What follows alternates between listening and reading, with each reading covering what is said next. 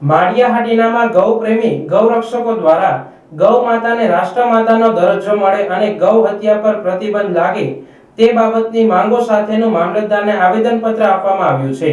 હાલમાં સમગ્ર દેશમાં ગાય માતાને રાષ્ટ્રમાતાનો દરજ્જો મળે અને ગૌ હત્યા બંધ થાય તે અનુસંધાને ગૌ સન્માન આહવાન અભિયાન ચાલી રહ્યું છે।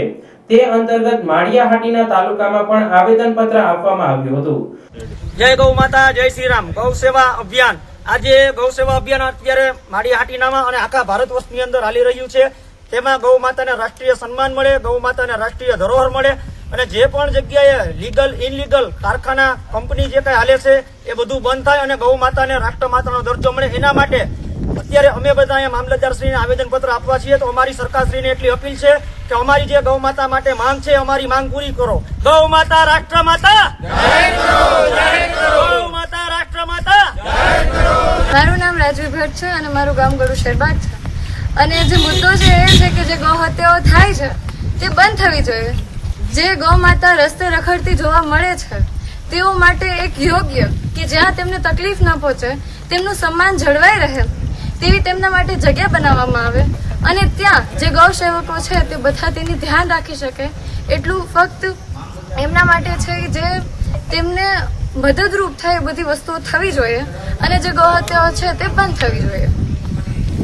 આજે ગાયો તથા નંદીઓ ખોરાક અને પાણી માટે જ્યાં ત્યાં વલખા મારી રહ્યા છે અને સરકાર દ્વારા જાહેર કરાયેલા અનેક ગૌચરો ગેરકાયદેસર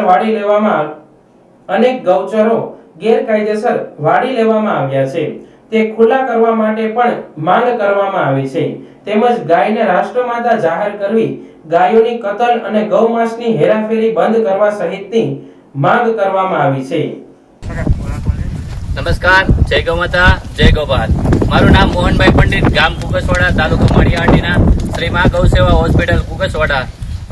આ ગૌ સેવા આહવાન અભિયાનની અંદર આજે મામલતદારશ્રીને આજે અમે જે પ્રાર્થના પત્ર આપ્યો છે કે ગાય માતાને રાષ્ટ્રમાતા જાહેર કરવામાં આવે, તેમજ રોડ ઉપર જે રખડે છે ગાયો એ પ્લાસ્ટિક ખાતી બંધ થાય અને ગાયને સન્માન મળે।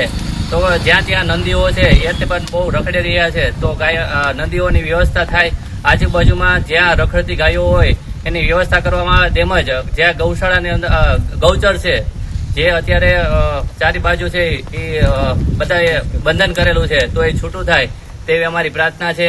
ચલો ગૌ માતા કી જય।